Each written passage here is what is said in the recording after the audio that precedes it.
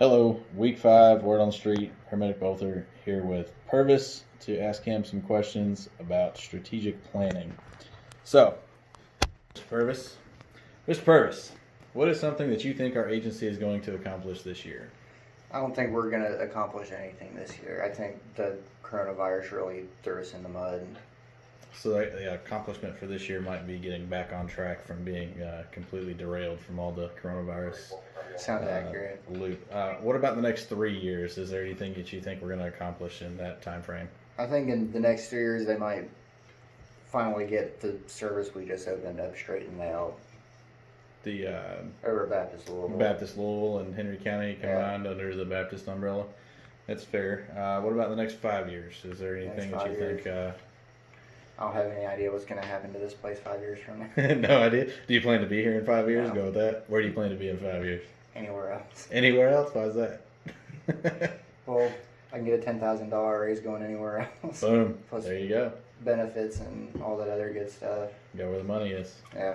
All right. Thank you for your time. That was an interview with Mr. Purvis. And up next, we will have somebody else. Not sure who yet. We'll find out. All right, we're here with Miles. The same 3 questions that we asked Mr. Purvis. Miles, what is something you think our service is going to do this year? This year, I think it's going to be a little tied down due to all the COVID-19 stuff. We might fix some in-house stuff or get some, in-house trainings more on track. I know we're doing a lot more training stuff in-house opposed to doing it elsewhere, so that could be kind of cool. Okay. What about the next 3 years? Anything you think you think we'll accomplish or would like to see accomplished in the next 3 years? I could see us doing a type of tiered system, maybe out of like LaGrange or something, where we have more than one truck at location, running like a BLS truck to keep a 911 ambulance on the streets for all the transfers we do. Okay. With all the people complaining and stuff, I think a tiered system would work kind of well. Okay. What about the next 5 years? A little bit longer down the road. What would you like to see in that time frame? Hopefully an in-house paramedic program or any type of further education, more so than just training requirements, but to Okay. further ourselves. And definitely keep us a little bit better on paramedics, a little more full staff. So, all right. Thank you for your time. Have a great night. All right, that was Miles. Not quite sure who's going to be up next, but we'll find somebody to answer these questions and go from there.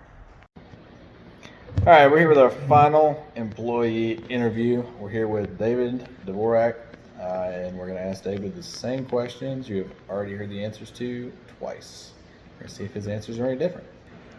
All right, David. There's 3 questions I have for you. The first one is, what do you think our company is going to accomplish within the next year? Within this year, I don't foresee much getting accomplished with everything going on.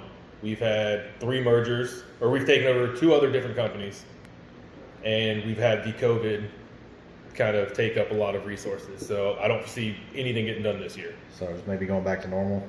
Yeah, getting back on track, yes. All right. What about the next 3 years? A little more time to get used to things. Where do you see us going in 3 years' time? Hopefully in 3 years, possibly taking over. There's word of taking over another service and adapting it into ours. Hopefully we can have all those services actually into one where we are merged more Effectively? effectively. Yes, that's a good word to put it. To where I could go work at one of those services or vice versa. They could come here and work if there's shortages. Okay. What about 5 years down the road? Where do you see us in that amount of time? Hopefully in 5 years we are well enough off that we have established a in-house paramedic program to combat the shortage of paramedics. Okay. So in-house paramedic program, and that would kind of maybe alleviate some of the schedule holes that we've got, especially now that we have 2 other services to staff as well. So anything else you'd like to add? Or? No. Oh, that has been an interview with EMT Dvorak here at Oldham County. Thank you for joining us. Next up is going to be our director. This time we know who's up next, so stay tuned. All right, back again, this time with the director of Oldham County EMS. We're here with Keith Smith. Keith, I'm going to ask you the same questions I asked everybody else. And then we're going to expand on it just a little bit with kind of your planning behind that and your reasonings a little bit too. So for starters, where do you see our company going in the next year? Or what do you see us accomplishing this year? This coming year, we're getting ready to do a critical care paramedic course that will be starting late August, early September timeframe. It's our plan to do that class for any of our medics that want to take that class. That allows us to do two different things. Number one, having the critical care medics allows us to take more complicated cases out of the hospital for interfacility transports, and it also allows us to have better trained medics on the street, which at the end of the day is a win-win for everybody involved. Absolutely. And then we're planning on repeating that course at the beginning of next year so that we can also include the paramedics that we have with Henry County EMS, which is part of the Baptist Health Network system now, as is Baptist Louisville EMS. So we want to be sure that we can spread the wealth amongst all of our Baptist EMS family. Sounds good.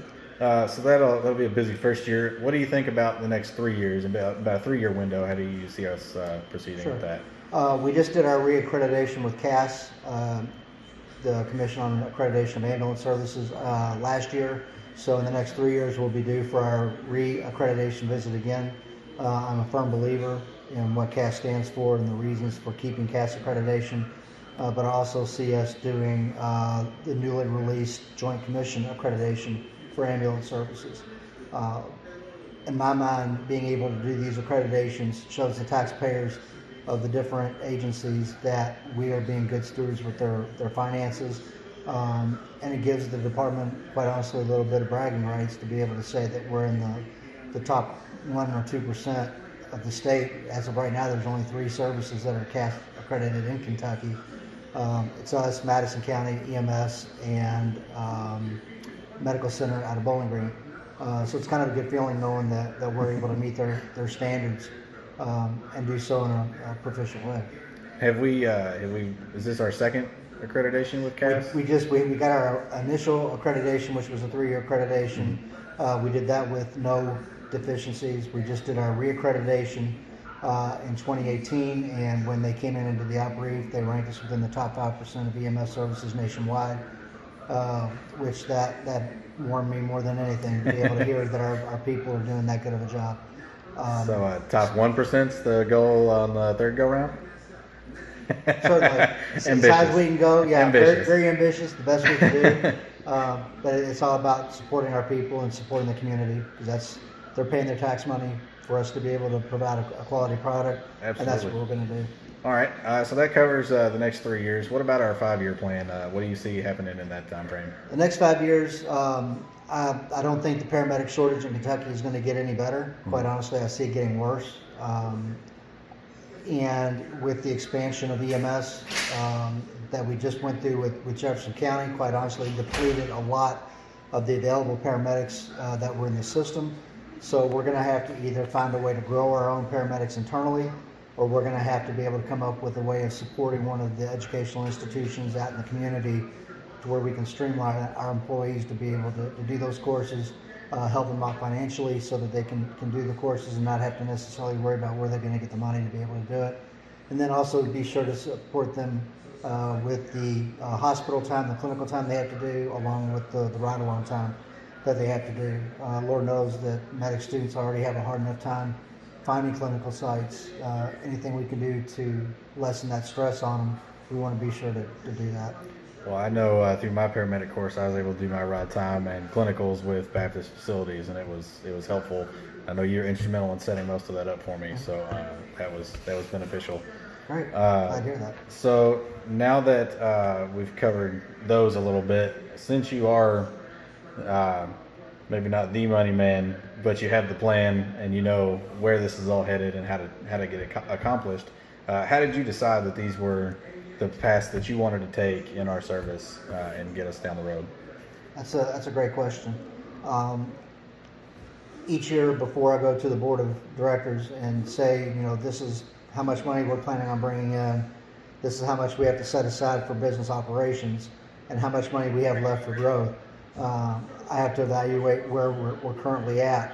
So part of this decision is based off of where we're currently at, and then realistically looking at where can we go in the future, keeping in mind at any given time we could have a downward spiral in the housing market, which greatly affects what our tax base would be coming up for the next year. That's where the flexibility has to be built into the budget so that we don't overcommit, but yet we have enough financial support in the background so that if we start a project, we don't necessarily have to cut it off because there's a decline in revenue coming in. So it's kind of a delicate balance in one sense, but in the other, as long as I've got the confidence of the board of directors along with the hospital management, I think that we won't really have any big issues where we're told that something has to come to a complete stop or we can't move forward. A great example of that would be where we just went and got the Zoll Autopulse units. That was a big price tag that we paid. It was close to $80,000 that we spent. But the great thing about that is we knew for a couple of years that this was going to be a path that we were going to go down. So we were saving the money along the way to do that, so that when the evaluation teams had the opportunity to trial all the devices that we thought were quality devices, the Zoll product won out. We didn't have to back up and say, well, because of the cost, we can't do that right now. We were able to get all the devices that we needed to be able to put on all the frontline trucks, and that felt good being able to do that and give the crews the best equipment that they can have in order to help the taxpayers. So one of the questions is about funding and how you intend to fund these projects. So because we are tax-based and hospital-based, is there funding that can come from both sources, or is tax funding limited to a certain avenue and hospital funding limited to a separate avenue, or can the funds be mixed and combined for a larger project? No, there's separate. There's definitely separate. There's one pot of money that can pay for one thing and one pot of money that pays for the other. For example, for anything that is a capital project, that has to be paid for out of the taxing district. Whereas anything that is operationally based, such as our salaries, truck maintenance, building maintenance, anything under $2,000, that is something that Baptist has to cover per the agreement. But by and large, the majority of our operating capital comes down between the tax base that we have for the county and also the reimbursements that we get for the fee for service on the runs that we currently make as well. So it's kind of a mix of all three, and it's nice having finance people within Baptist along with the county, so that when we sit down and take a look at where the different monies are coming from, we know that we're keeping it straight, meaning essentially we're not crossing any lines to where one entity is paying for something that they're not supposed to pay for. And it's all, every year, both sides go through audits from an outside audit agency. So we know that we're doing the best thing with the money that we can possibly do with it. Outstanding. Well, and without directly asking the question, I think we pretty much covered the challenges that go along with this. And I think it's safe to assume that since we are both hospital and tax-based, that there are a lot more challenges to our service than say a strictly county service or a strictly hospital-based service as far as getting projects taken care of. Yes, it is. Basically, it's having two bosses, two boards to have to report to. It's just part of the job. It's the agreement that is in place that allows Oldham County, Henry County, and Baptist Louisville EMS to exist with using Baptist Health is a very good agreement. All the boards involved are very proactive. They're very forward thinking. They want to be able to see us provide the best product that we can provide, and they're going to help us any way they can. But it does sometimes make it interesting when something comes up out of the blue you're not expecting, to be able to keep all the people in the loop that need to be in the loop, so that all of the elected officials can stay abreast of what's going on. All right. Well, thank you very much for your time, and I look forward to seeing where we're going to end up in the next 5 years, and even 10.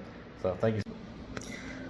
All right, I'll keep the summary brief because the video's already gone over the 7 to 9 minutes with everybody that we've talked to. But everybody seems to have basically the same consensus that not much is going to get done this year, trying to recover from the coronavirus and the scheduling conflicts that's caused. A lot of people got their mandatory 2-week quarantine because they were exposed or potentially exposed to the COVID-19. So that's kind of affected scheduling this year. I'm sure money has been affected. There's been less runs overall as a result of that. So basically this first year is kind of going to be a wash, I think. The 3-year plan was pretty much the same for most people, trying to finish incorporating the rest of the services on a ground level type view, which was different from the director's view of renewing our CAS accreditation. But a lot of the ground level folks probably don't really understand the time frames associated with the CAS accreditation and the inspections that go into that. I know I certainly didn't. I talked with him a lot off camera, trying to figure out the whole CAS accreditation thing and if it was worth it. And I learned that CAS accreditation actually costs quite a bit of money. But as you heard in his interview with the director, that it's very worth it, and it shows the public how we're spending their money. So, 5-year plan, in-house community or in-house paramedic program. That was pretty much a unanimous thing across the board. So hopefully we can get that going. A lot of these things, the differences between the staff and the director is kind of the big picture, 30,000-foot view of the director and the on-the-ground view of the guys, riding the trucks every day. So the guys riding the trucks every day don't really see what goes into the behind the scenes for the accreditation and the reasoning behind that. So kind of bringing them on board with that and getting their buy-in. Everybody supports it anyways, but getting a better understanding of why we do it might kind of help change our outlook on those goals. So this has been another Word on the Street, week 5, and thanks for tuning in.